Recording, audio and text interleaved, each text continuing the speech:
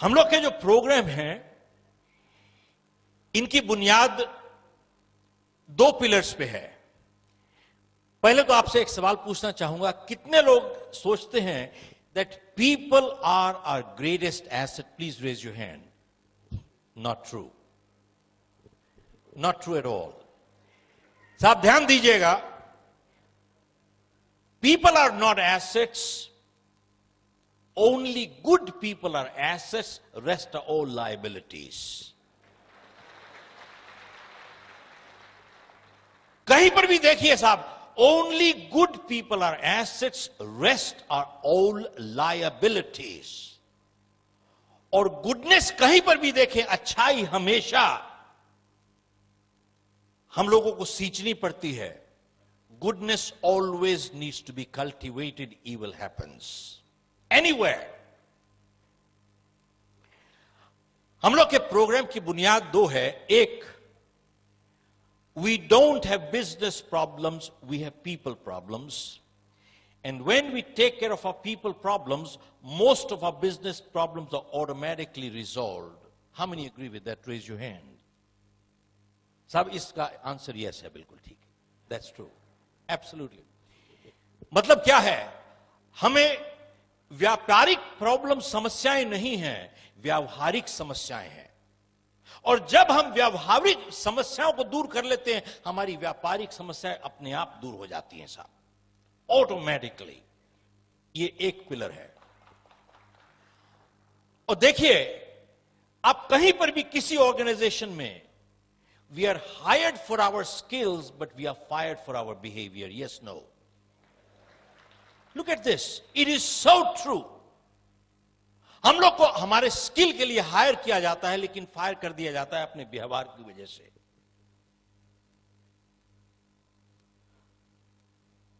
और दूसरी चीज, जब भी कोई इंसान यह कहता है कि यह मैं काम नहीं कर सकता, वो दो चीज कह रहा है, या मुझे करना नहीं आता या मैं करना नहीं चाहता। ध्यान से देखिए, जब कोई इंसान यह कहता है कि यह काम मैं नहीं कर सकता, दो चीज कह रहा है, या मुझे करना नहीं आता या मैं करना नहीं चाहता।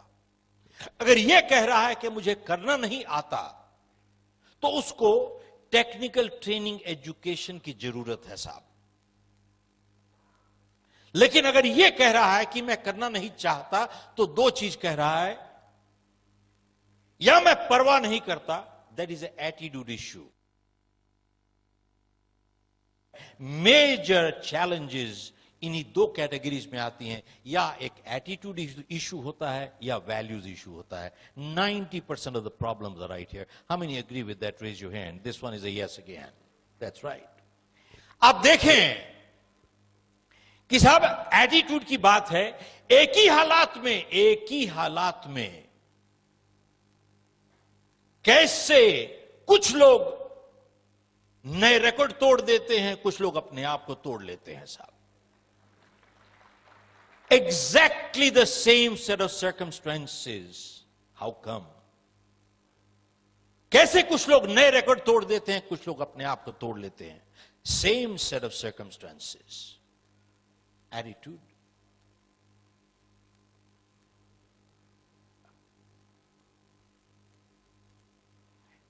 आप लोगों में से कितने लोगों ने मुझे पहले सुना है? मैं हाथ खड़ा करके बताइए तो। अच्छा, मैं इसलिए जानना चाहता हूं कि will you laugh at the same jokes, that's why. So I want to get a new, that's all, so that I want to make sure I get different set of jokes, that's it. Okay, important thing is,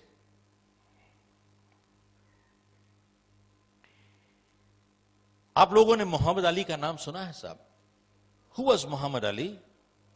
the champion boxer. साहब जब वो ring में जाते थे, क्या कहते थे? I'm the greatest, I'm the champion, I'm the greatest, I'm the champion, I'm the greatest, I'm the champion. He never said, I hope I win, I hope I win, I hope I win. ये कभी नहीं कहा साहब उन्होंने। He used to say, I'm the champion, I'm the greatest. ये क्यों कहते थे? एंड जब वो रिंग में जाते थे और अपने अपोनेंट को देखते थे और उसको कहते थे, you have the belt but I am the champion. Belt तुम्हारे पास है लेकिन चैंपियन मैं हूं। साहब रिंग के अंदर चैंपियन बनने से पहले वो बाहर चैंपियन बन चुके थे already. He was a champion outside. But ये क्यों कहते थे I am the greatest, I am the champion? This is positive thinking. Mentally अपने आप को ही used to psych himself up mentally. इसका क्या मतलब है? With positive thinking everything in life is possible. How many agree with that? Raise your hand. Not true. This one is not true. साहब ध्यान दीजिएगा, बहुत गलत फहमियां हो जाती हैं आदमी को. मैं साहब चाहे जितना पॉजिटिव हो जाऊं, मैं आपका किडनी ट्रांसप्लांट नहीं कर सकता साहब, मर जाएगा दूसरा आदमी. साहब पॉजिटिव थिंकिंग सफलता की गारंटी नहीं करता है. पॉजिटिव थिंकिंग पॉजिटिव एफर्ट के साथ एंड पॉजिटिव एक्शंस के साथ आपकी सफलता की संभावना को बढ़ा देता है साहब. साहब जब मोहम्मद अली ये कह रहे थे I am the greatest, I am the champion, I am the greatest, mentally psyching himself, उस टाइम वो अपने बैठक में बैठ के वहां पे पॉपकॉर्न नहीं खा रहे थे, वीडियो नहीं देख रहे थे, टेलीविजन नहीं देख रहे थे, कोका कोला नहीं पी रहे थे. ऑल द टाइम जब वो कह रहे थे I am the greatest, I am the champion, he was in the ring punching the bag all the time. He was punching the bag. मतलब पॉजिटिव थिंकिंग पॉजिटिव एक्शंस के साथ चल रही थी, क्योंकि positive thinking without positive action will get you nowhere in life. मैं किताब लिख रहा हूं मिथ्स. बहुत बारी ये गलत फहमी होती है कि साहब पॉजिटिव थिंकिंग से सभी कुछ कर लोगे आप. No. Positive thinking must be backed with positive actions in order to achieve success. It increases your probability of success. आपकी सफलता की संभावना बढ़ जाती है इससे. मोहम्मद अली ने एक और बात कही कि जिंदगी में सफल होने के लिए आपको दो चीजें चाहिए. आपको काबिलियत भी चाहिए, आपको इरादा भी चाहिए. Which means he said you need the skill and you need the will. To succeed you need two things in life. You need the skill and you also need the will. एक के बिना दूसरी काम नहीं करेगी साहब.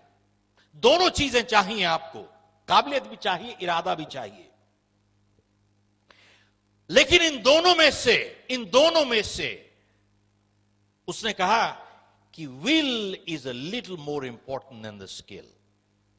They are both important, but will is a little more important than the skill. तो उसने कहा कि साहब जब मैं चैंपियनशिप बाउट लड़ रहा था तो मेरे अपोनेंट ने मुझे मार के गिरा दिया. साहब ध्यान दीजिएगा, the champion has been beaten more times in the ring than anybody else. बोले जब मेरे अपोनेंट ने मुझे मार के गिरा दिया और मैं वहां पे जमीन पे लेटा हुआ था और रेफरी मुझे काउंट कर रहा था, उस टाइम मेरे स्किल ने मुझे मदद नहीं की साहब. What skill? बोले उसने ऑलरेडी तो मुझे मार के गिरा दिया. उस टाइम बोला इट वॉज माई विल जो मुझे कह रही थी बार बार, एक बारी फिर से उठ जाओ भाई, एक बारी फिर से खड़े हो जाओ, एक बारी फिर से खड़े हो जाओ साहब, एक बारी फिर से खड़े हो जाओ, एक बारी फिर से खड़े हो जाओ साहब. It was my will, it was not my skill that pick me up. One more time.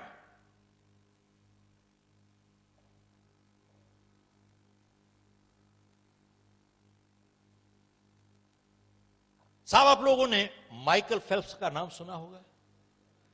कौन था माइकल फेल्प्स? That swimmer. कितने गोल्ड मेडल्स जीते साहब उसने?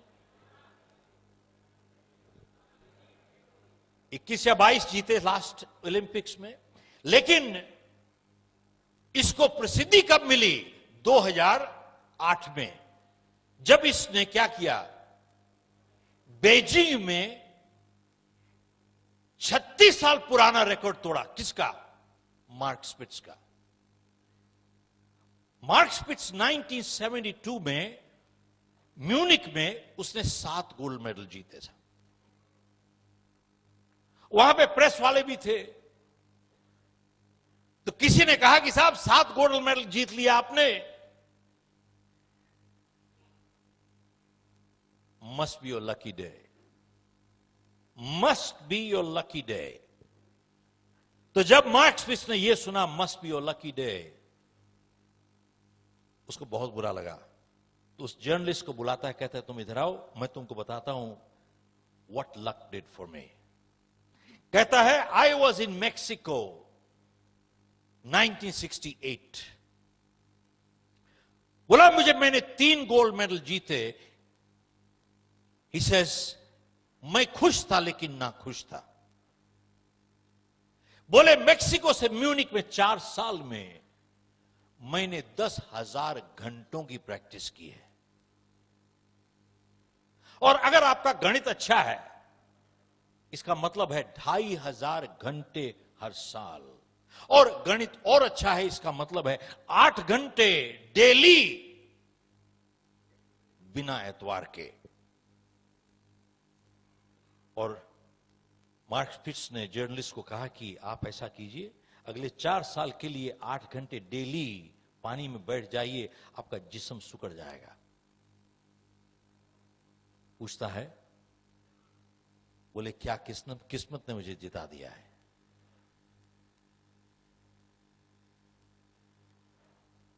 बोले साहब, luck is not designed to deliver you these things in life. और उसने जवाब दिया, बोले एथलीट्स, ध्यान दीजिएगा, athletes train 15 years for 15 seconds of performance। बोले साहब एथलीट्स 15 साल की तैयारी करते हैं 15 सेकंड की परफॉर्मेंस के लिए। जाके उनसे पूछिए, किस्मत ने दिला दिया उसको। हमारा ऑफिस है सिंगापुर में। 3 साल पहले मैं अखबार पढ़ रहा था, 2016 की ओलंपिक्स के लिए 5 गोल्ड मेडल के लिए 3 साल पहले अखबार में लिखा था कि हम लोग तैयारी कर रहे हैं 2016 के लिए 5 गोल्ड मेडल जीतने के लिए। और उससे कितने साल पहले से तैयारी चल रही है, इमेजिन। बोले साहब एथलीट्स 15 साल की तैयारी करते हैं 15 सेकंड की परफॉर्मेंस के लिए।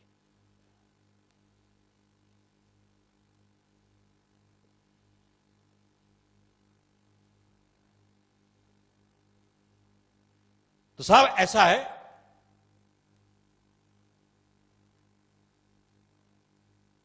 लेकिन माइकल फेल्प्स ने 8 गोल्ड मेडल जीते बीजिंग में। अब मैं यहां से हाथ देखना चाहता हूं, आप लोगों में से कितने लोगों को यह मालूम है कि 2 साल पहले ओलंपिक से 2008 से पहले माइकल फेल्प्स का हाथ फ्रैक्चर हो गया था साहब। One lady, I need to give you a gift. Come on up here. Only one person here. Look at this.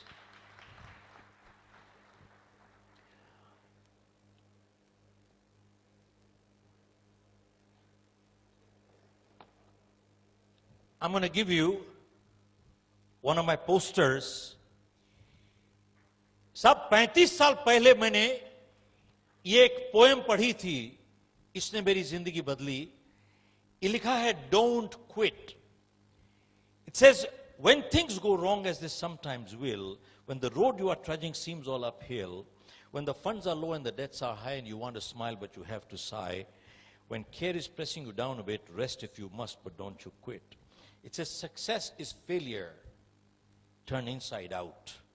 The silver tints of clouds of doubt. You never can tell how close you are. It may be near when it seems so far. It says, so stick to the fight when you're hardest hit. It's when things go wrong that you must not quit. Thank you very much. Thank you. Give her a hand. Look at what she said. कहती है साहब, my sister trained 10 hours per day to go for the Commonwealth Games. 10 hours a day. साहब जानते हैं, लोग सफलता चाहते हैं, लेकिन सफल होने के लिए तैयारी करने की कीमत नहीं चुकाना चाहते साहब. Repeat, most people want to succeed,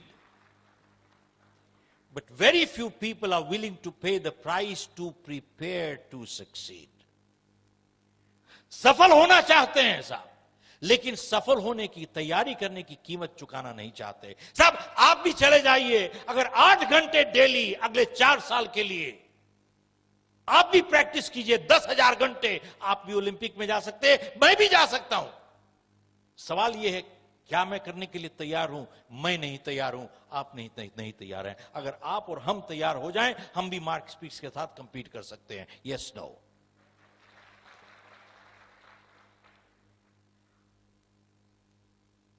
साहब 2 साल पहले ओलंपिक से माइकल फेल्प्स का हाथ फ्रैक्चर हो गया था, और डॉक्टर ने उसको कहा कि देखिए, अब आप पानी में नहीं जा सकते. और सवाल यह है कि अगर आपका हाथ जुड़ जाए तो क्या इसमें उतनी ताकत दोबारा से आ सकती है जैसे पहले थी? आप ओलंपिक्स में कंपीट कर रहे हो, अड़ोसी पड़ोसी के बच्चों के साथ नहीं कर रहे हो. माइकल फेल्प्स 10 साल से ट्रेनिंग कर रहा था. इसकी पूरी जिंदगी का सपना चूर हो रहा था साहब. हर रात को इसने सपने लिए साहब. सपने तो जब सोते हैं तभी आते हैं. कितने लोग सहमत हैं? हाथ खड़ा कीजिए साहब. बिल्कुल झूठ है साहब, यही तो. साहब ध्यान दीजिएगा, आज सपनों की एक नई परिभाषा लेके जाइए. सपने वो नहीं जो नींद में आते हैं, सपने वो होते हैं जो नींद नहीं आने देते हैं साहब. क्या बात कर रहे हो?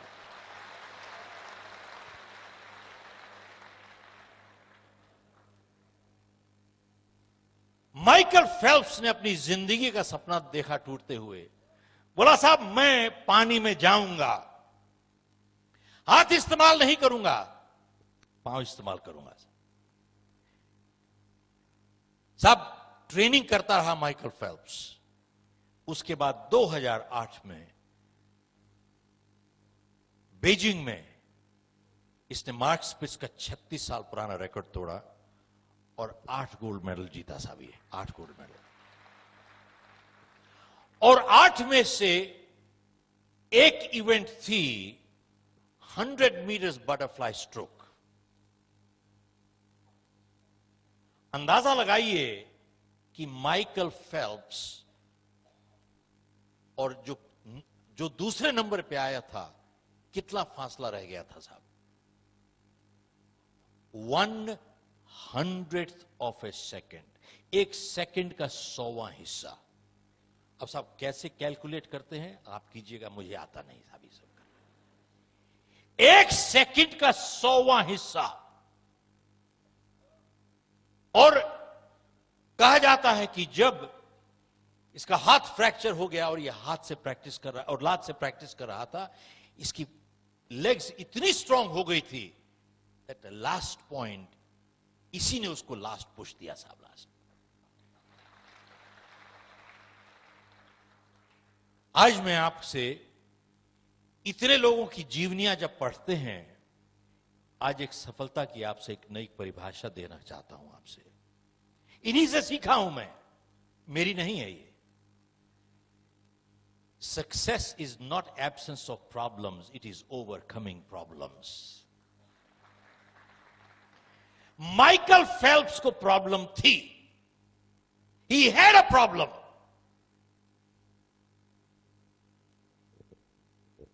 सब समस्या के ना होने को सफलता नहीं कहते, समस्या के ऊपर काबू पाने को सफलता कहते हैं. He had a problem. और सफलता इससे नहीं मापी जाती कि जिंदगी में हम कितना ऊपर गए। सफलता इससे मापी जाती है कितनी बारी गिर के उठे, उसको सफलता कहते हैं साहब। सफलता इससे नहीं मापी जाती कि दूसरों के मुकाबले हम कैसा कर रहे हैं। सफलता उससे मापी जाती है कि हम अपनी क्षमता के हिसाब से कैसा कर रहे हैं। आप देखिए, एथलीट कभी दूसरे के साथ कंपीट नहीं करता, वो अपना ही रिकॉर्ड तोड़ता चला जाता है परमानेंटली साहब। बार बार अपना रिकॉर्ड तोड़ता चला जाएगा साहब। वो अपने आप के साथ कंपीट करता है साहब।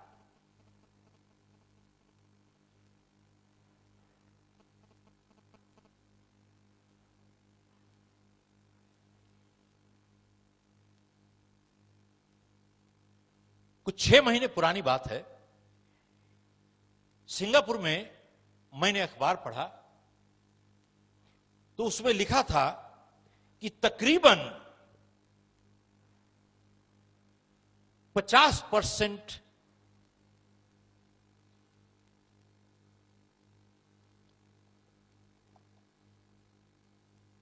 बिजनेसेस फेल हो जाते हैं all over the world with in the first 5 years. These are statistics. 50% of businesses fail हो जाते हैं with in the first 5 years. और अमेरिका में ये स्टैटिस्टिक्स है कि तकरीबन 90% बिजनेसेस फेल हो जाते हैं पहले 5 साल में।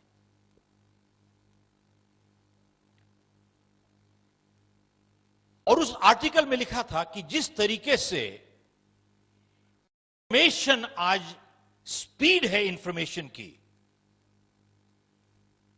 लोगों को मुश्किल हो गया है साहब to keep up with the pace today. हम जैसे आदमी छोड़िए जिसके अब बाल सफेद हो गए।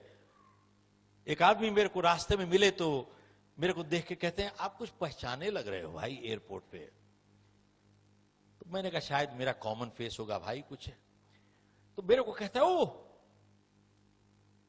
आप वैसे लगते हो जिसने किताब लिखी है, वो कुछ उसका कोई रिश्ता तो नहीं है। हाँ, मैंने कहा साहब वो मेरा बेटा है। हाँ, बोले हाँ उसके बाल काले हैं साहब, किताब बाल काले। मैंने कहा साहब तो anyway, leave aside people like me who's got white hair, but even the younger generation is finding hard to keep up with technology. बहुत मुश्किल हो गया है साहब। और उस आर्टिकल में लिखा था कि स्पीड ऑफ टेक्नोलॉजी जिससे बढ़ रही है, हर क्लास जो आज ग्रेजुएट कर रही है वो पिछली क्लास से थोड़ी ज्यादा नॉलेजेबल है। रिपीट करता हूं साहब, आज हर क्लास जो ग्रेजुएट हो रही है वो पिछली क्लास से थोड़ी ज्यादा नॉलेजेबल है। ये स्पीड है टेक्नोलॉजी की। ये पॉजिटिव साइड है, that they are little more knowledgeable than the previous one.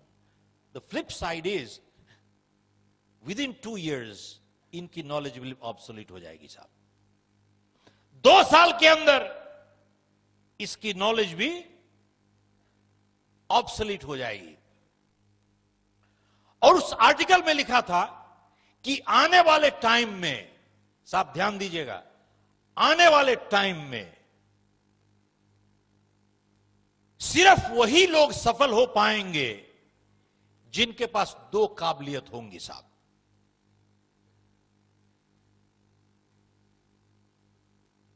People who have people skills and people who have selling skills. Repeat करता हूं, only people who will succeed in life going forward are people who have 2 skills. People who have people skills and people who have selling skills. Ability to deal with people and ability to sell. जिनके पास ये 2 काबिलियतें हैं, बोले साहब उनको सफलता से कोई नहीं रोक सकता। अब इसका उदाहरण क्या है? आप देखें किसी भी संस्था में, आप देखिए जितना लोअर एक वर्कर होगा 90% उसका टाइम टेक्निकल स्किल्स में चला जाएगा, 10% टाइम या उससे भी कम जाएगा लोगों के साथ व्यवहार में। और जितने आप ऊपर चले जाते हैं, ऊपर उठते चले जाते हैं, 90% आपका टाइम जाता है लोगों के साथ व्यवहार में, less than 10% in technical skills. Yes no? 90% time.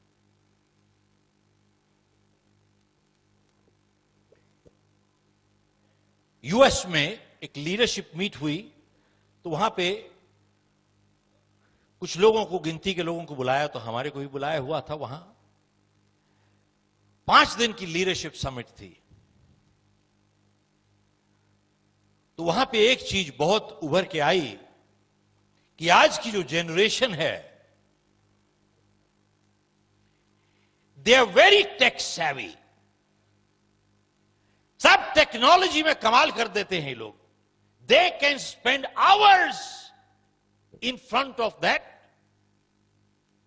What do you call it, I don't know how to call it, thank you, monitor. हमारे टाइम में तो मॉनिटर वो डंडा लेके जो बैठते थे क्लास में, उसको मॉनिटर कहा करते थे साहब, मॉनिटर। तो साहब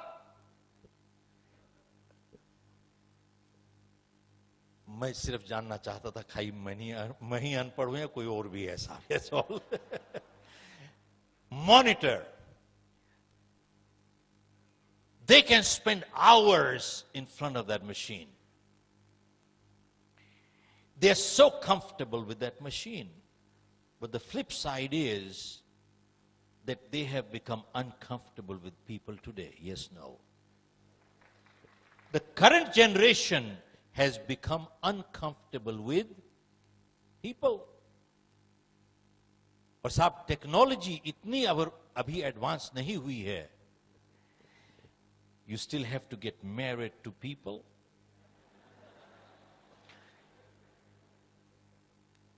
You can't have babies from computers as of now. आगे आने वाले टाइम में क्या होगा पता नहीं साहब. You have to live with people. और साहब किसी ने बहुत सही बात कही है, टेक्नोलॉजी और टेक्नीशियंस आप हमेशा पैसे के साथ खरीद सकते हो, लेकिन दुनिया में सबसे अमीर इंसान रिश्ते उनको बनाने ही पड़ते हैं.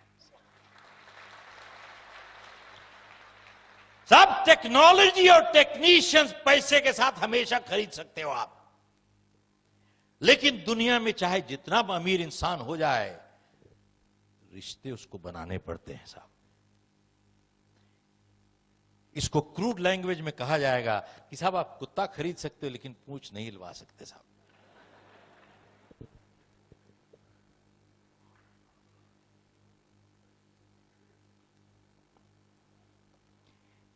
Technical people skills, they are crucial. और दूसरा is selling skills. दूसरा is selling skills. तो साहब हमने जब किताब लॉन्च की पिछले साल, You Can Sell, तो प्रेस वाले आए वहां पे और बोले कि किताब का नाम है You Can Sell.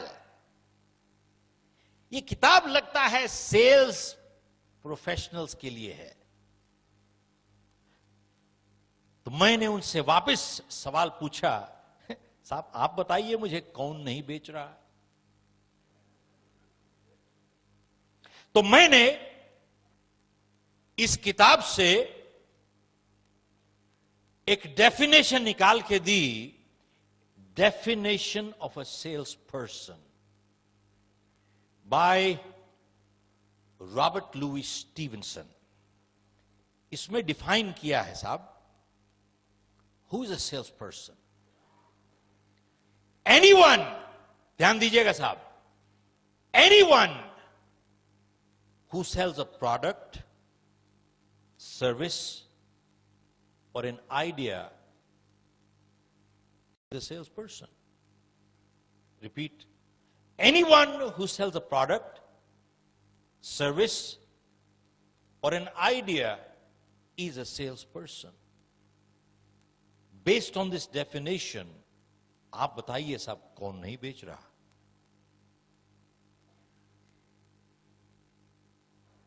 साहब, एक कैंडिडेट एक जॉब इंटरव्यू के लिए जाता है, क्या कर रहा है वो?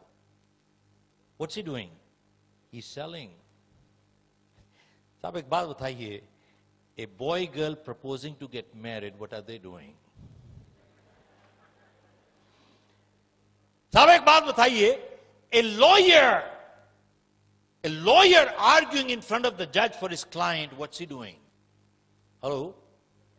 A politician giving speeches to get votes, what is he doing? Hello? What am I doing right now? I'm also selling. Who is not selling? We are all selling. We are always selling, either for or against ourselves. And success in life depends on our ability to sell. Chaudhary Sahab, we are all selling, we are always selling, either for or against ourselves. It is not neutral. ये साहब ये leadership की बात है, कभी neutral leader नहीं हुआ, या अच्छा लीडर होगा या घटिया लीडर होगा, न्यूट्रल लीडर कोई नहीं होता साहब. There is no neutral leader, and good leaders actively guide, bad leaders actively misguide. Hello?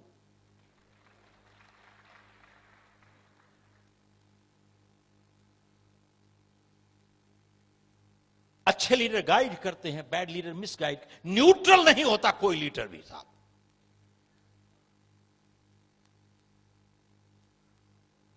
तो मैंने कहा साहब कौन नहीं बेच रहा है? We are all selling, we are always selling.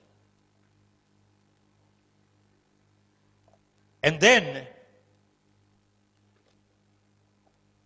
मैंने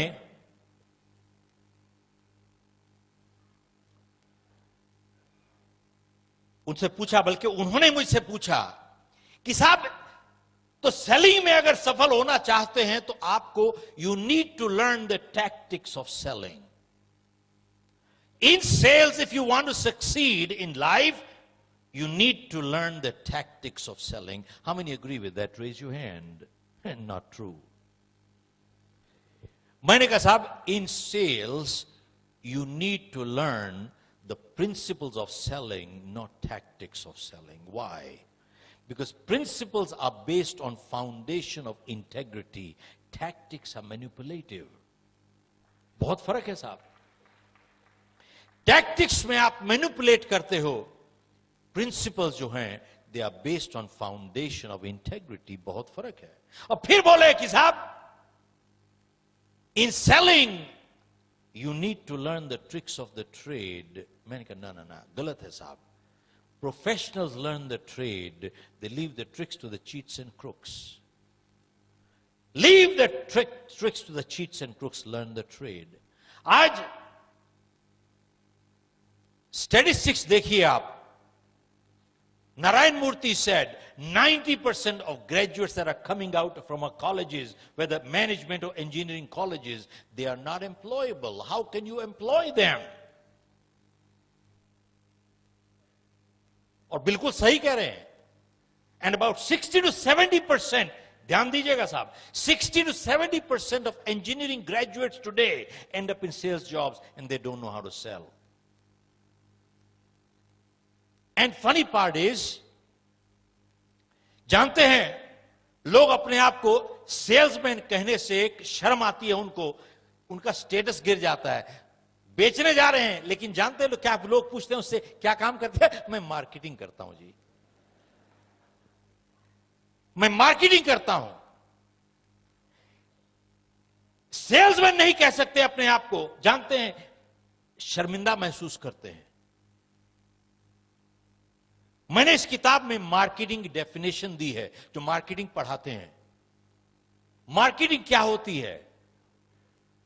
marketing only identifies and strategizes sources of money gets no money. Only sales gets money. Are you with me? That's right.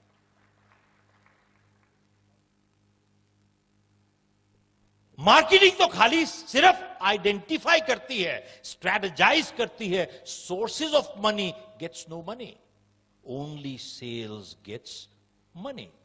आप साहब किसी कंपनी की प्रॉफिट एंड लॉस अकाउंट देखिए, balance sheet देखिए, सिर्फ एक item profit side में लिखी होती है, वो क्या कहते हैं? सेल्स। और उसके अलावा हर चीज इज ओवरहेड्स। प्रॉफिट में सिर्फ एक आइटम जाती है, sales. Rest everything in the company is.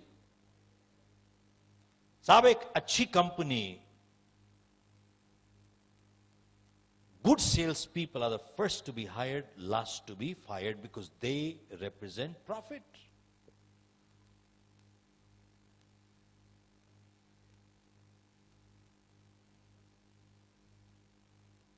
मैं आज इस वजह से शेयर कर रहा हूं कि बहुत से स्टूडेंट कम्युनिटी के लोग आए हैं यहां पे।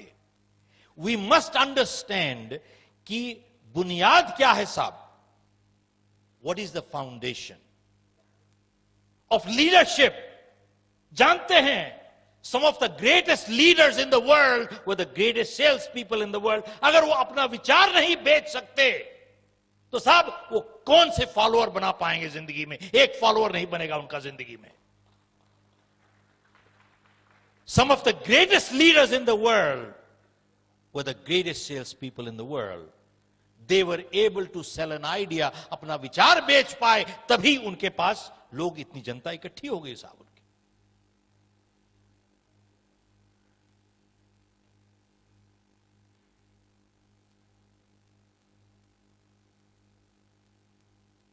आप लोगों ने, मेरी कहानी तो शायद कुछ लोगों ने पढ़ी होगी या कुछ लोगों ने सुनी लास्ट टाइम, लेकिन पूरा संक्षेप में मैं, जिन्होंने नहीं सुना, उसके बैकग्राउंड बताना चाहूंगा। मैं एक प्रोग्राम कर रहा था अमेरिका में, 200-250 लोग थे वहां पे। डॉक्टर्स, लॉयर्स, इंजीनियर सभी थे, कारपेंटर्स, प्लम्बर्स, इलेक्ट्रिशियन भी थे। क्योंकि आज की तारीख में हर जगह पे सब लोगों को एक दिक्कत है, बोले साहब कंपटीशन बढ़ रहा है, बहुत कंपटीशन बहुत बढ़ रहा है।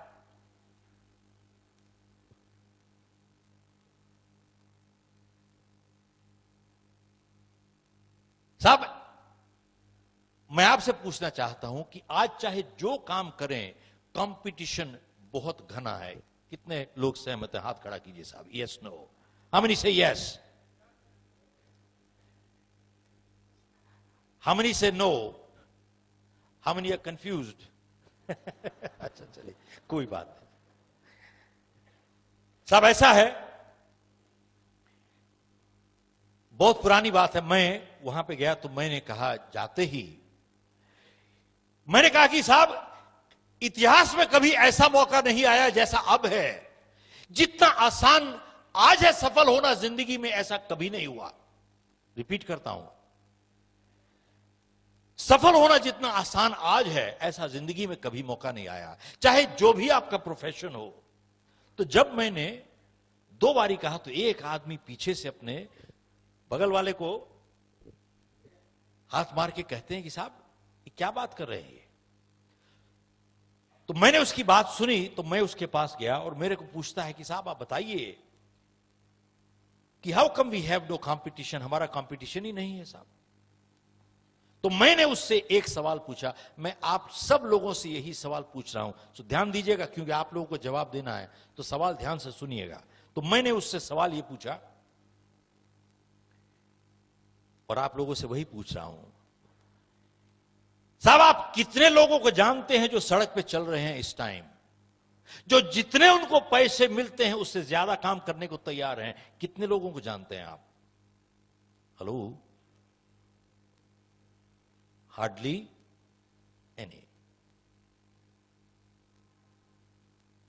साहब ज्यादातर लोग ऐसे हैं जिनको जितने पैसे मिलते हैं उतना भी काम नहीं करना चाहते, और एक दूसरा वर्ग है जो उतना ही काम करता है जिससे उसकी जान छूट जाए साहब, और एक बहुत छोटी सी परसेंटेज है जिसको जितने पैसे मिलते हैं उससे ज्यादा काम करके वो आपको लौटाते हैं। मैंने उससे पूछा कि अगर आप उस छोटी सी परसेंटेज में आते हो, चाहे आपका जो भी प्रोफेशन हो, आप मुझे बताइए आपका कंपटीशन है कहां साहब? साहब आज की तारीख में आपको एक अच्छा वकील नहीं मिलता साहब। हेलो, ध्यान से सुनिएगा, कई वकील बैठे हुए यहां।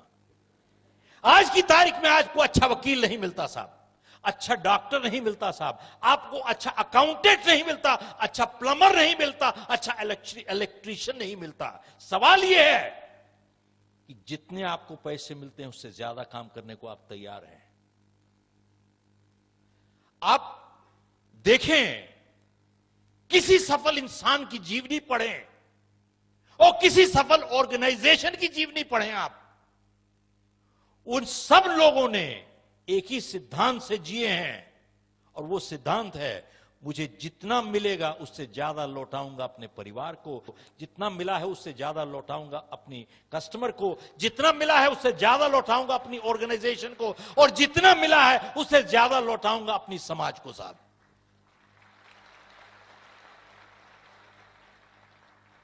ये मेरी फिलॉसफी नहीं है, आप किसी भी सफल इंसान की फिलॉसफी देखें जिसने सफलता हासिल की है और उसके बाद सफलता को कायम रखा है। हासिल करना एक चीज है और कायम रखना दूसरी चीज है साहब।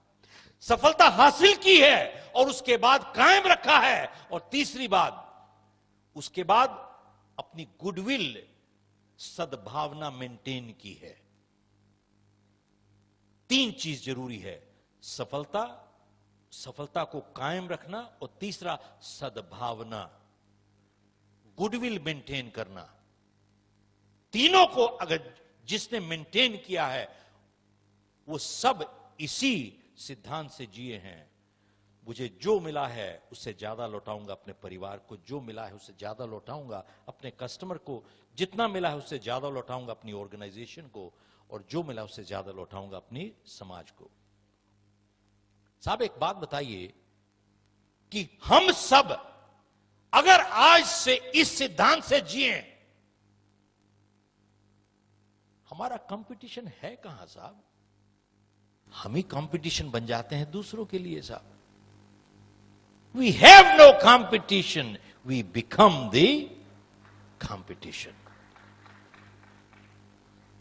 अब एक बात बताइए, इतनी छोटी सी चीज समझने के लिए पीएचडी की जरूरत है भैया?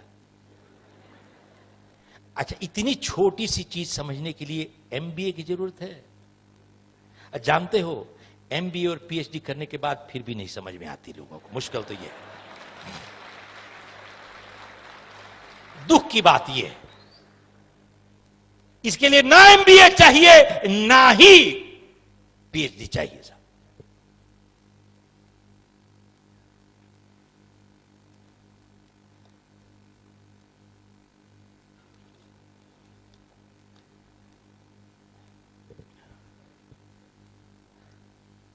भाई साहब, आपको 1973, अब जिन्होंने पहले सुना होगा उसके लिए थोड़ा सा रिपीट होगा, बट 1973 की बात बता रहा हूं। जनवरी 1973 मुझे बहुत अच्छी तरीके से याद है। हम लोग की कोल माइंस थी इंडिया में, तकरीबन 1000 लोग काम करते थे साहब। मैंने क्रिएट नहीं की थी, मैंने इनहेरिट की थी।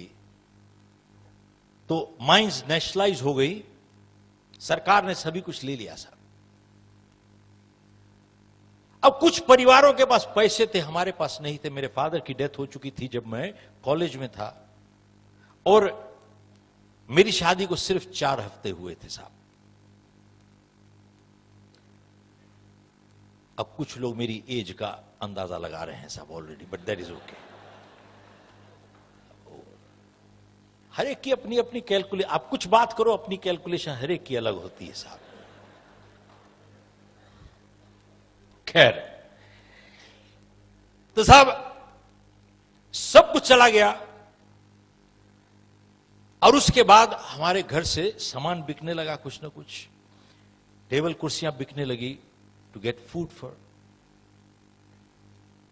मुझे याद है तकरीबन 1 साल के बाद मेरी बड़ी लड़की जब पैदा हुई तो मैंने अपनी मां के कुछ लास्ट पीस ऑफ ज्वेलरी जाके बेची, क्योंकि मेरे पास 10 रुपए नहीं थे to get my daughter release from the hospital to buy milk that night. 1973 की बात कर रहा हूं आपसे। तो मैंने साहब 3 काम करने की शुरू किए, अगले 2 साल सभी में फेल हो गया।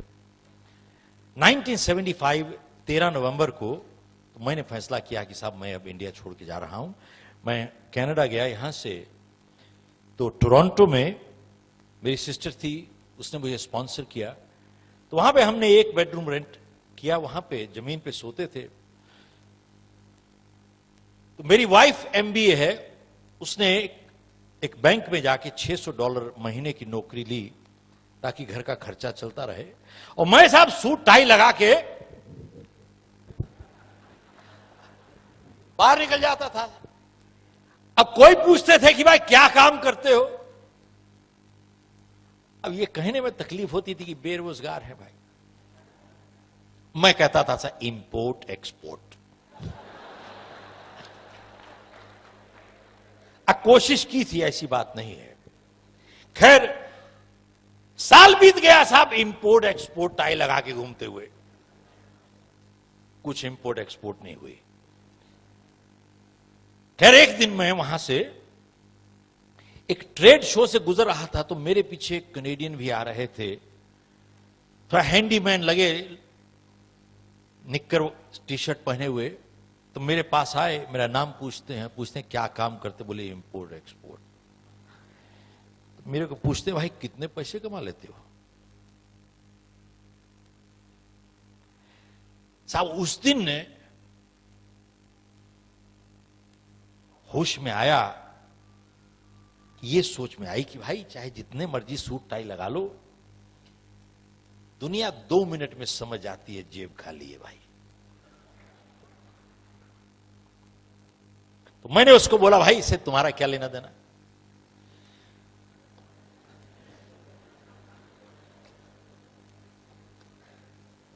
खैर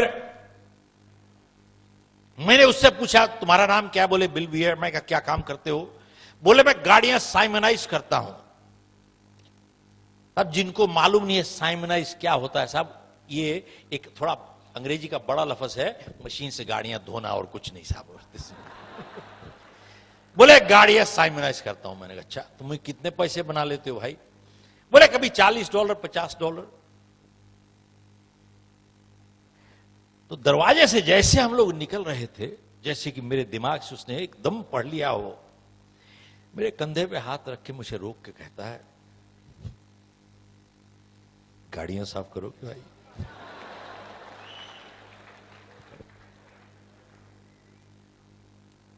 मैं भी सोचने लगा भाई कब तक खाली पेट घूमेंगे ऐसे। मैंने कहा भैया कितने पैसे दोगे? बोले $5 काटूंगा केमिकल के, बाकी बांट लेंगे आधे आधे। तो मैंने उससे पूछा कि भैया एक बात बताओ, गाड़ियां साफ करना को हाईटेक जॉइंट वेंचर कोलैबोरेशन तुमको थोड़ी चाहिए? अच्छे पैसे बना रहे हो, क्योंकि पैसे बांटने को क्यों तैयार हो गए? बोले गाड़ियां साफ करना अकेले टाइम नहीं गुजरता, कोई बात करने वाला मिल जाए टाइम निकल जाता है, इसलिए बांट रहा हूं और कुछ नहीं है साहब। तो साहब दूसरे दिन गए, हमने गाड़ियां साफ की, $25 दोनों ने बना लिए पॉकेट में। अगले दिन $35 $30 $40, रोज थोड़े थोड़े थोड़े पैसे बनते रहे, कुछ ना कुछ खरीदते रहे साहब। तभी मैंने अखबार में एक इश्तिहार पढ़ा कि अगर आप थोड़े एक्स्ट्रा पैसे कमाना चाहते हो तो घर घर जाके वो वैक्यूम क्लीनर की डेमोन्स्ट्रेशन किया कीजिए। तो मैंने कहा साहब ये बहुत बढ़िया है साहब, दिन में गाड़ियां साफ करूंगा, शाम को घर जाके वैक्यूम क्लीनर सफा करूंगा साहब। मैंने कहा ठीक है। तो मैं भी पहुंच गया साहब, 200-300 लोग थे वहां पे, खूब मोटिवेशनल लेक्चर दिया उन्होंने और मशीन पकड़ा दी। बोले जाके घर घर जाके डेमोन्स्ट्रेशन कीजिए और हर डेमोन्स्ट्रेशन के आपको $5 मिलेंगे साहब। अब भी साहब इतने ना समझ थे, समझ ही कुछ नहीं थी। हमने यही समझा कि खाली जाके डेमोन्स्ट्रेशन करनी पड़ती है, बेचना नहीं होता साहब। तो हम अपार्टमेंट बिल्डिंग में जाते थे, वहां पे दरवाजा खटखटाते थे, कोई दरवाजा खोलता था, मैं कहता था साहब आपको वैक्यूम क्लीनर नहीं खरीदना। तो पहले तो तसल्ली हो जाती थी, खरीदना नहीं है भाई, खाली डेमोन्स्ट्रेशन करवा लीजिए, $5 मिल जाएंगे। कुछ लोग तरस खा के कहते थे आओ भाई आ जाओ आ जाओ आ जाओ, कुछ लोग बाहर निकाल देते थे। एक दिन मैं डेमोन्स्ट्रेशन कर रहा था एक इंडियन परिवार के, यहां पे हस्बैंड वाइफ सोफा पे बैठे थे, मैं जमीन पे बैठा था। तो ये सज्जन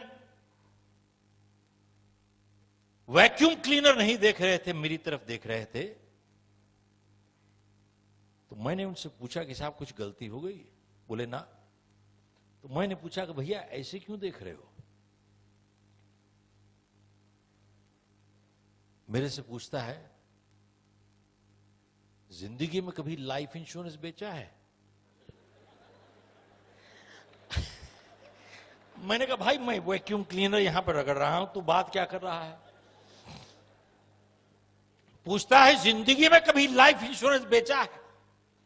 मैंने कहा ना भैया कभी बेचा नहीं है, ना ही बेचूंगा, क्योंकि मुझे याद है इंडिया में वो एजेंट, वो लूट, वो चुंबक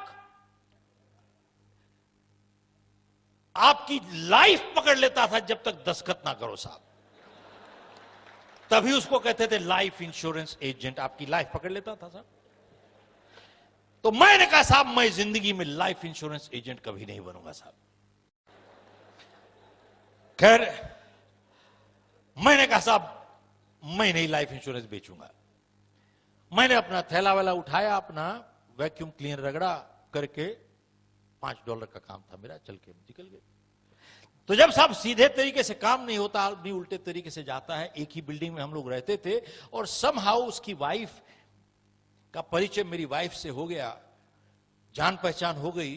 तो उसकी वाइफ मेरी वाइफ को समझाती है कि इनको बोलिए भाई लाइफ इंश्योरेंस एजेंट बन जाए, ज्वाइन कर ले, ये बहुत अच्छा करियर है। और मेरी वाइफ भी जानती थी कि कब तक इस तरीके से काम चलेगा, गाड़ियां साफ कर करके कब तक जिंदगी चलेगी। एक फैमिली थी, आई हैड अ डॉटर, और मेरी वाइफ मेरा फेलियर रिकॉर्ड भी जानती थी, बहुत अच्छा था साहब। स्कूल में भी मैं पढ़े लिखे पढ़ाकुओं में से, बच्चों में से नहीं था। मैं तो बैक बेंचर था, जो आगे बैठते थे, पीछे से लेके रबड़ की गुलेल मारता था साहब बैठ के उनको। और साहब 8वीं क्लास में 6 या 7 सब्जेक्ट्स में से मैं सभी में फेल हो गया एक्सेप्ट 1। तो मेरे प्रिंसिपल ने बुला के मुझे कहा कि बेटा तुम एक सब्जेक्ट पे बहुत ज्यादा ध्यान दे रहे हो।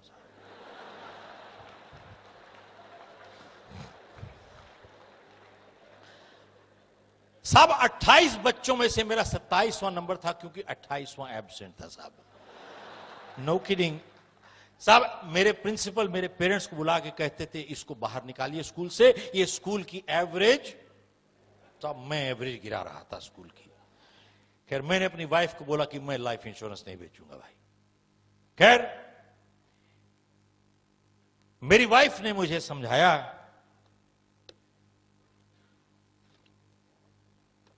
कि लाइफ इंश्योरेंस बेचने के लिए आपको एक इम्तिहान पास करना पड़ता है। बोले आप इम्तिहान पास तो कीजिए, अगर पास कर लिया तो एक चॉइस मिल जाएगी लाइफ में आपको। अभी तो चॉइस भी नहीं है भाई। मैंने कहा अच्छा ठीक है, मैं इम्तिहान में बैठूंगा लेकिन लाइफ इंश्योरेंस नहीं बेचूंगा। खैर मैंने इम्तिहान लिया, रिजल्ट आ गया और मैं क्या हो गया साहब, पास हो गए साहब। अब ये हमको अपने दफ्तर ले गए, जिन्होंने ये सारा चक्कर शुरू किया था, ले गए दफ्तर, अपने डिस्ट्रिक्ट मैनेजर से मिलाया। जैसे पहुंचे वहां पे बहुत बुजुर्ग से आदमी, बहुत तजर्बेदार मैच्योर आदमी, जैसे गया आप कंग्रेचुलेट करके हाथ मिलाते हैं, कहते हैं शेख अगर तू लाइफ इंश्योरेंस एजेंट अभी बन जाएगा तो मैं तुम्हें एक ऑफर दूंगा और तुम्हें टाइम दूंगा सोचने का। मैंने कहा साहब बिल्कुल ठीक, दीजिए। बोले कि साहब अगर तू लाइफ इंश्योरेंस एजेंट अभी बन जाएगा तो मैं तुझे $150 हफ्ता ड्रॉ दूंगा तुम्हारे को, और तुम्हारे पास टाइम है सोचने का। बोले 30 सेकंड। मैंने कहा साहब आपने बोला था टाइम दीजिएगा, बोले अब 20 सेकंड रह गए। मैंने कहा बोले मैं बन गया साहब, मैं लाइफ इंश्योरेंस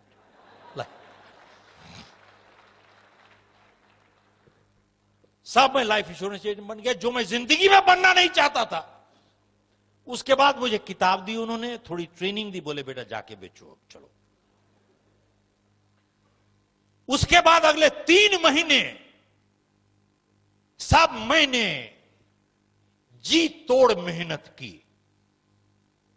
शीशे में देख के अपने आप को कह सकता हूं कि मैंने 200% मेहनत की। हर इंसान पहचान जाता है, कह सकता है कि मैंने कितनी की।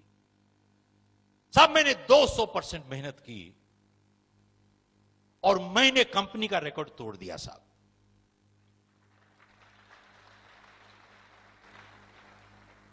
अब साहब जानिए कौन सा रिकॉर्ड तोड़ा, उसके बाद दोबारा से फिर से ताली बजाइएगा।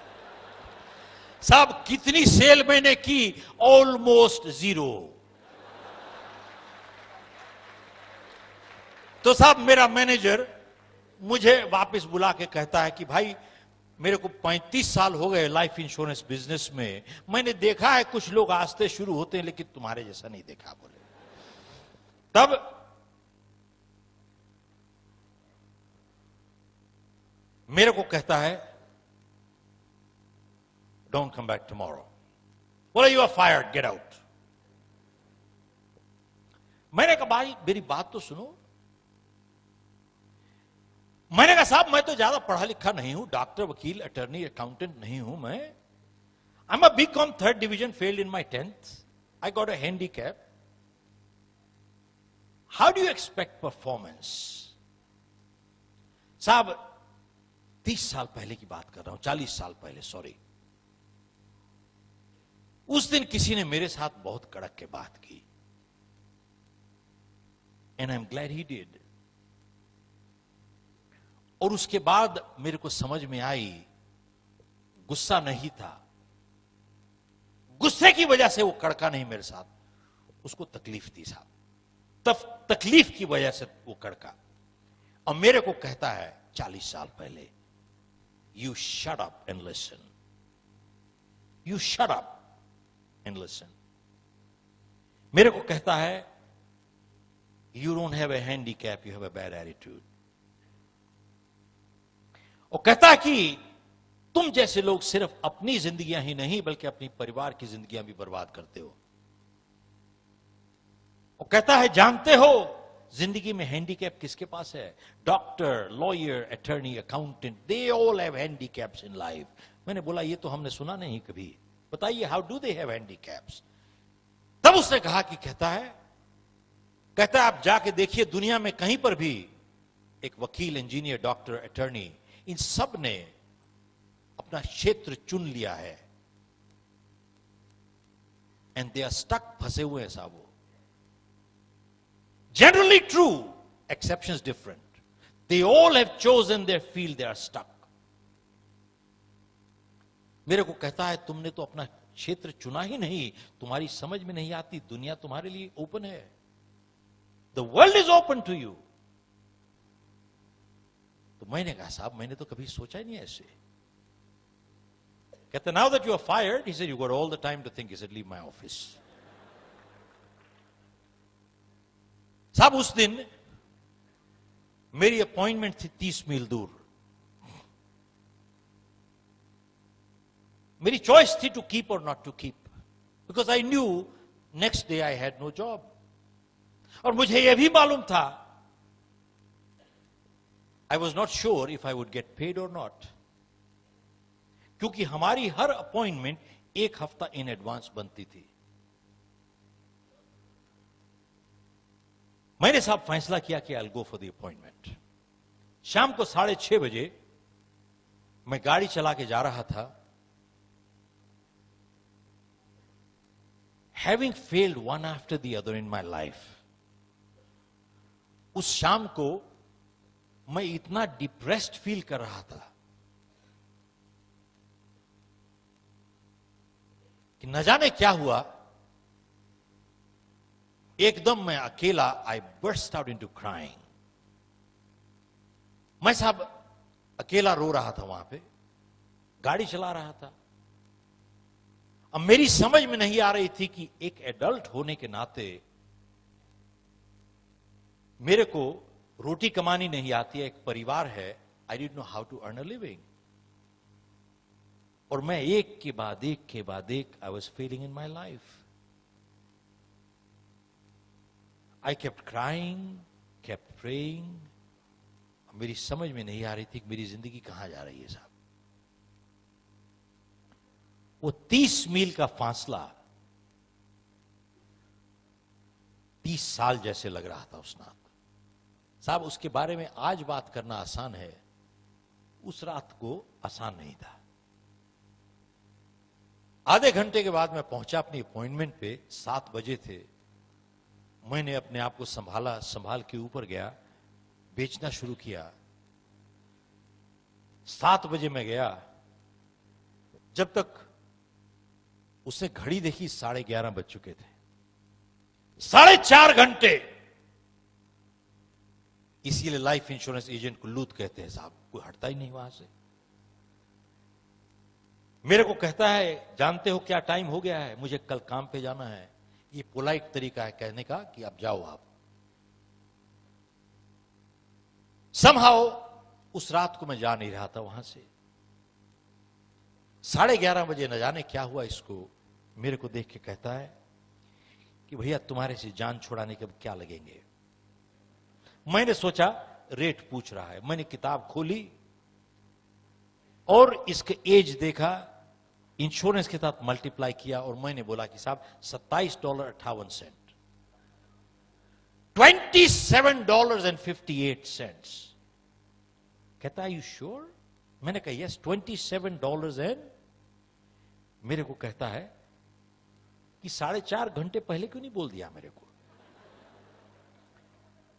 चेक निकाल के $27 का चेक बना के कहता है ये पकड़ो, बाहर जाओ भाई साहब। That was one of my first sales.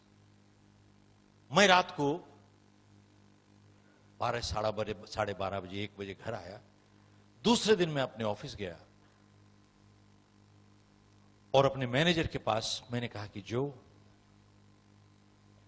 आज एक एप्लीकेशन है मेरे पास, छोटी है लेकिन चेक के साथ है, क्योंकि बिना चेक के एप्लीकेशन की कोई कीमत नहीं साहब। मैंने कहा चेक के साथ है। मैंने कहा भैया मुझे रहने दोगे यहां पे, कि अगर आप मुझे आज निकाल दोगे तो मुझे मालूम नहीं कहां जाना है मुझे, और खाली एक जगह मालूम है, गाड़ियां साफ करना, और मैं अब करना नहीं चाहता। मेरा परिवार है, मेरी फैमिली है। मैं एक कमिटमेंट तुमसे करता हूं साहब, ध्यान दीजिएगा, मैं एक कमिटमेंट तुम्हारे से करता हूं कि मैं तुम्हारे को मेरी मेहनत की वजह से तुम्हें जिंदगी में कभी शिकायत नहीं मिलेगी, लेकिन मुझे आप रहने दीजिए यहां पे। मेरे को देख के कहता है शिव, तेरी छोटी एप्लीकेशन नहीं है, तेरी जिंदगी की सबसे बड़ी एप्लीकेशन है। और दूसरी चीज कहता है कि मैं तुझे आज यहां पे तब रहने दूंगा अगर तू एक कमिटमेंट कर, मेरे साथ नहीं, अपने साथ और अपने परिवार के साथ, तब मैं तुझे रहने दूंगा यहां पे। साहब उस दिन मैंने कमिटमेंट की और वो मेरी जिंदगी में एक मोड़ था। हर एक की जिंदगी में कोई न कोई मोड़ जरूर आता है, यस नो, बिल्कुल। मेरी जिंदगी में एक मोड़ था वो। उसने एप्लीकेशन वापस ली और साहब उस दिन, उस साल मैंने $1 मिलियन की इंश्योरेंस बेची। अगले साल $3 मिलियन, उसके बाद $5 मिलियन, उसके बाद $1 मिलियन राउंड टेबल। आप लोगों ने किसी ने नाम सुना है साहब, MDRT? जब मैं किताब लिख रहा था तो मैंने MDRT को खबर फोन किया कि साहब मुझे बताइए कितने साल में क्वालिफाई किया था। सो दे सेड कि 4 साल क्वालिफाई किया था बिफोर आई मूव्ड ऑन। मैं अमेरिका मूव किया, गॉट इनटू 3 बिजनेसेस। 1984 में मैंने कैलिफोर्निया की एक कंपनी खरीदी, न्यू जर्सी की ऑपरेशन की, स्टार्टेड विद नो क्लाइंट्स, और मैंने अपनी कंपनी बेची है with close to over 500 clients for a decent sum. साहब मैं आपके साथ मैं आप लोगों के साथ में अपनी जिंदगी क्यों शेयर कर रहा हूं? एक पिछले 40 साल इतने आसान नहीं गुजरे साहब। जानते हैं, लोग सिर्फ देखते हैं सफल लग रहा है, वो सिर्फ सफलता देखते हैं, संघर्ष नहीं देखते। Yes no. और जानते क्या कहते हैं? किस्मत अच्छी साहब इसकी। आज की तारीख में मीडिया ने अगर देश के साथ गद्दारी की है, सबसे बड़ी गद्दारी मीडिया ने अगर की है, वो एक की है। चाहे टीवी चैनल ले लीजिए, चाहे प्रिंट मीडिया ले लीजिए, एवरी चैनल सुबह शाम पहली चीज क्या देखते हैं? आपकी वहां जो भविष्य बैठ के बना रहे हैं साहब, वो आप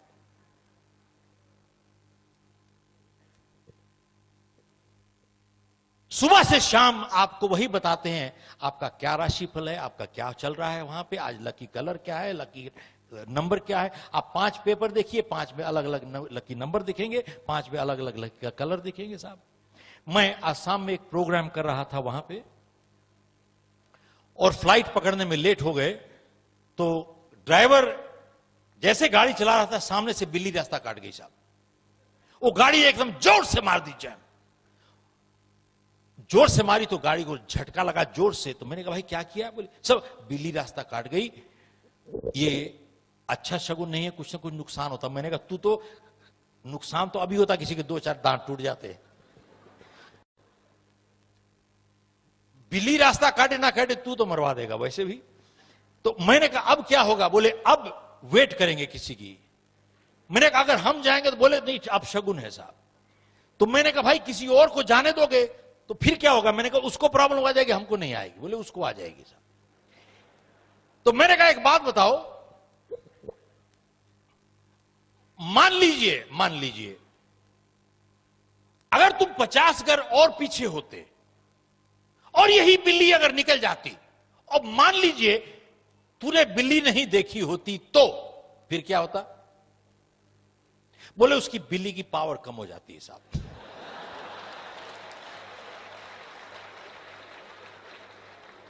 और मैंने भाई पावर कम कैसे होती है? तू बिल्ली को देखे या बिल्ली तुझे देखे? किसको हम किसको देखे? ये हाल है साहब। आप अगर स्वामी विवेकानंद की जीवनी पढ़ें, स्वामी दयानंद की जीवनी पढ़ें, गुरु नानक की जीवनी पढ़ें, इन लोगों ने कभी इन चीजों पे कभी भरोसा नहीं किया साहब। पत्रियों पे, मंगलिकों पे, आप सरदारों के परिवारों में चले जाइए, कोई मंगलिक नहीं होता साहब। सरदारों के परिवारों में चले जाइए, उनकी हर शादी संडे को होती है साहब। हेलो, जानते हैं इन सब चीजों ने लोगों को कितना कमजोर बना दिया है दिमागी तौर पे। और लोग अपनी गलती का एहसास नहीं करते, खुद जिम्मेवारी नहीं उठाते। जानते हैं जितने गलत काम करते हैं उसका जवाब क्या देते हैं? साहब मेरी गलती नहीं है, मेरे ग्रह ठीक नहीं चल रहे साहब, सितारों की प्रॉब्लम है। खुद जिम्मेवारी उठाना नहीं चाहते। It is easy to blame the stars. Hello, blame the stars.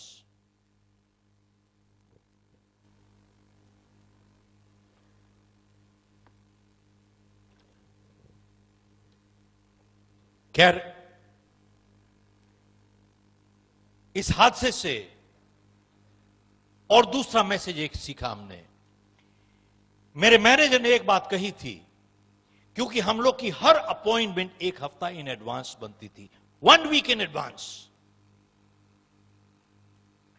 मेरे को मेरे मैनेजर ने कहा कि साहब ऐसा है, इसे सेव, अगर तुम्हारी अपॉइंटमेंट 1 हफ्ता इन एडवांस नहीं बनती, और अगर तुम सुबह उठ के सोचते हो मैं आज क्या करूंगा, बोले तुम you are unemployed with a job.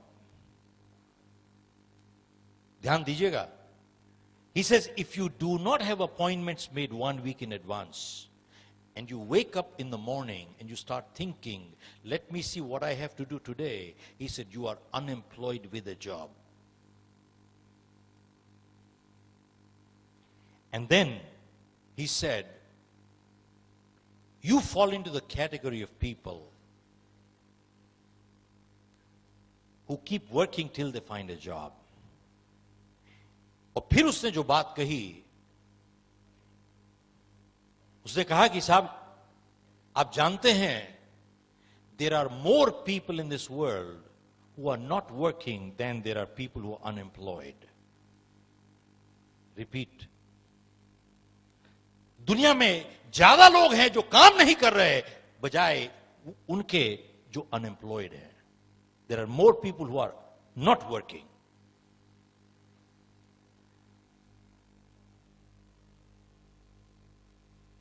और साहब मैं इतने ऑडियंसेस को एड्रेस करता हूं, I don't even want to see a show of hands.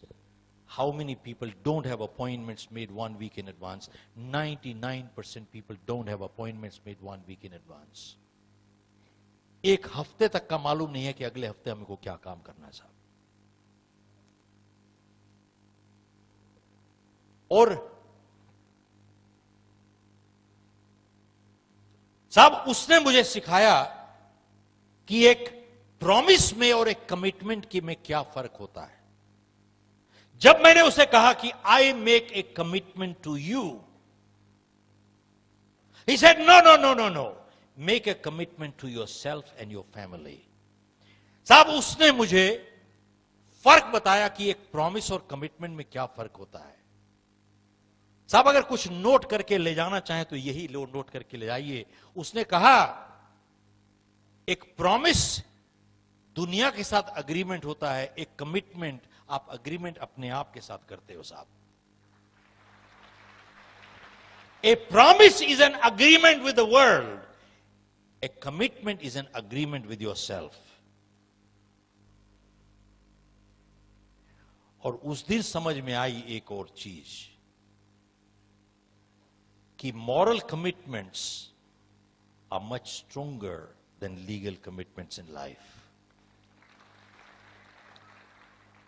साहब फिर से ध्यान दीजिएगा, moral commitments are much stronger than legal commitments in life.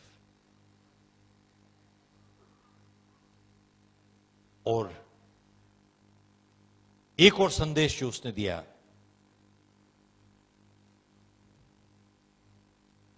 when he said, you shut up and listen to me, he got my attention. साहब मेरा ध्यान उसने खींच लिया अपनी तरफ को. He got my attention. उस दिन ये बात समझ में आई कि कभी कभी जिंदगी में you got to be unkind to be kind. That sometimes in life you need to be unkind to be kind. अब वही कहते हैं, parenting is not a popularity contest, leadership is not a popularity contest. Sometimes in life you got to be unkind to be kind. और साहब उस दिन एक और बात समझ में आई कि जिंदगी में सिर्फ 2 ही रिश्ते होते हैं जो सुधारते हैं, दुनिया सजा देती है. रिपीट करता हूं साहब, जिंदगी में सिर्फ 2 ही रिश्ते होते हैं जो सुधारते हैं, दुनिया सजा देती है. कौन से 2 रिश्ते हैं जो सुधारते हैं? साहब जिंदगी में सिर्फ एक टीचर का रिश्ता और एक मां बाप का रिश्ता जो सुधारता है, दुनिया सजा देती है साहब. और कोई नहीं सुधारता, कोई नहीं सुधारता, सिर्फ सजा देती है दुनिया. Only parents and teachers in life care to correct. World punishes. इसके लिए PhD चाहिए क्या? MBA चाहिए?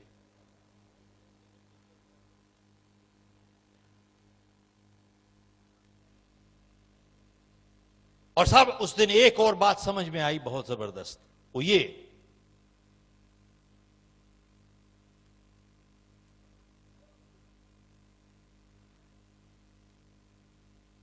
जब तक, so long as criticism is painful to the giver,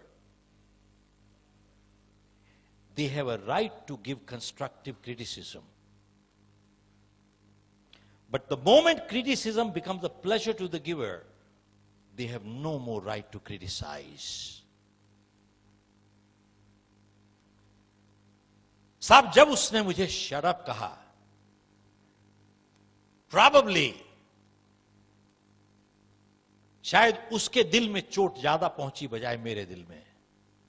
आप देखते हैं, कोई भी अच्छा टीचर या अच्छा पेरेंट अपने बच्चे को डांटता है, उसको ज्यादा तकलीफ होती है बजाय बच्चे के. Yes no? इसका मतलब क्या हुआ? So long as criticism is painful to the giver, they have a right to give constructive criticism. But the moment criticism becomes a pleasure to the giver, they have no more right to criticize. That is sadistic behavior. और एक और चीज साहब उसने सिखाई मुझे, वो ये है,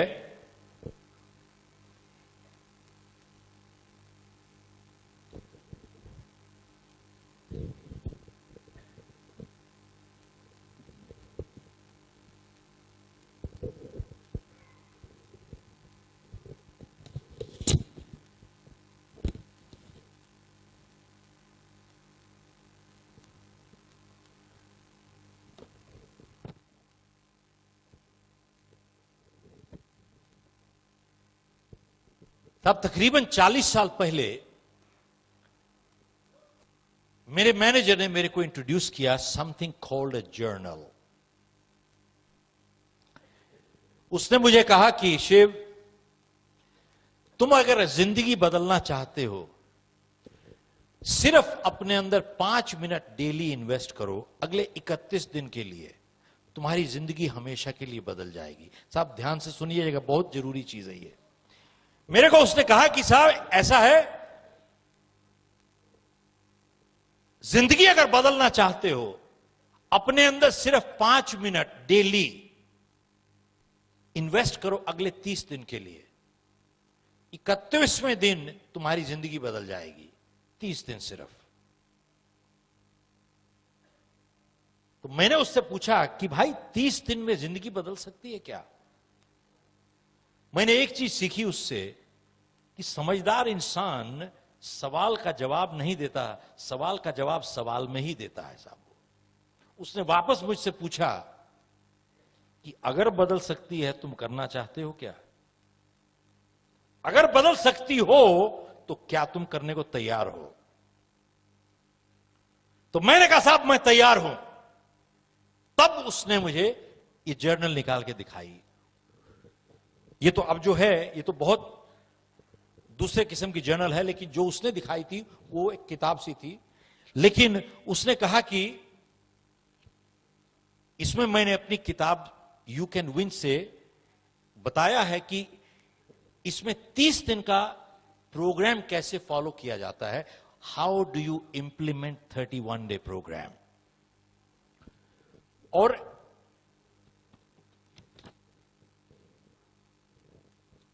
इसमें एक प्लेज है कि आप अपने आप के साथ एक एग्रीमेंट कीजिए. मेरे साथ उसने एग्रीमेंट करवाया था 40 साल पहले. मैंने साइन किया था. I am honest, I am reliable, I am a responsible person, I am a trustworthy person, I am a hard-working person. I will always do and give more than what I get to my family, my organization, my customer, my society. मैंने sign किया साहब. This is a moral agreement, it's not a legal agreement. Sign करके उसने कहा कि daily सिर्फ 4 sentences complete करो.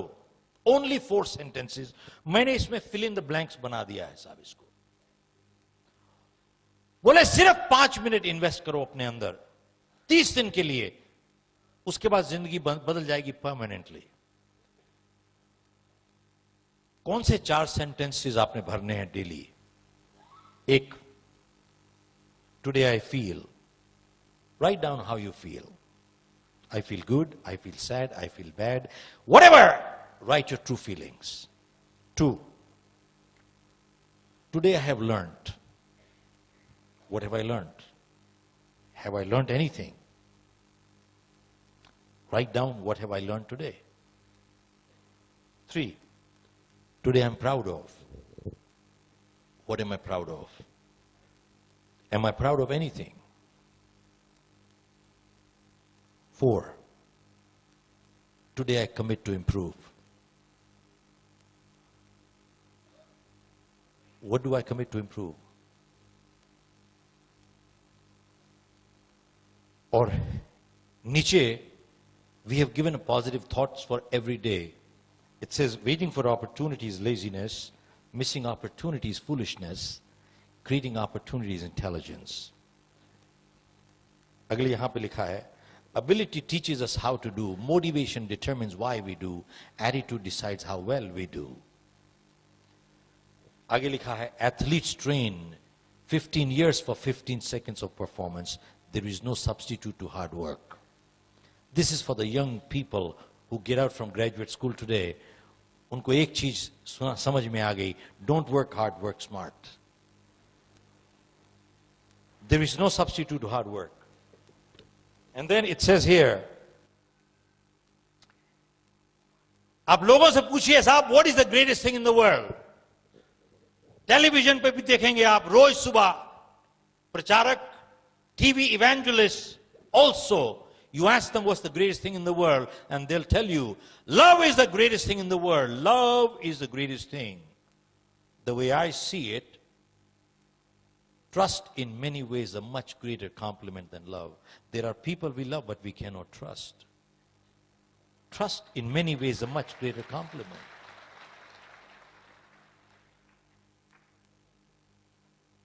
साहब 5 मिनट सिर्फ डेली, सिर्फ 4 fill in the blanks करने हैं, only 4 fill in the blanks 30 दिन के लिए. तो मैंने उससे पूछा कि साहब ये बताओ ये 30 दिन का फॉर्मूला क्या है. तो साहब उसने मेरे को रिसर्च निकाल के दिखाई. और अगर आप लोग आज गूगल करना चाहते हैं, बहुत से students, go Google and you'll find out. बहुत जगह पे रिसर्च में लिखा है, it takes 21 days of conscious, consistent, continuous effort to make a break or habit. 21 दिन, some people say 41 days, some research say 31 days, some research says 21 days. आप देखिए 30 दिन कोई भी काम कंटिन्यूअसली, कंसिस्टेंटली आप करते जाइए, 31वें दिन आपकी आदत बन जाती है साहब. It becomes a habit. अब सवाल यह है कि क्या 30 दिन कॉन्शियस एफर्ट एक बहुत बड़ी कीमत है चुकाने के लिए, जिंदगी बदलने के लिए? Yes, no, no. बट बहुत कम लोग करना चाहते हैं साहब. मजे की बात यह है, लोग सफल होना चाहते हैं लेकिन सफल होने की तैयारी करने की कीमत नहीं, 30 दिन के लिए भी नहीं करेंगे साहब. ये not even 31 days.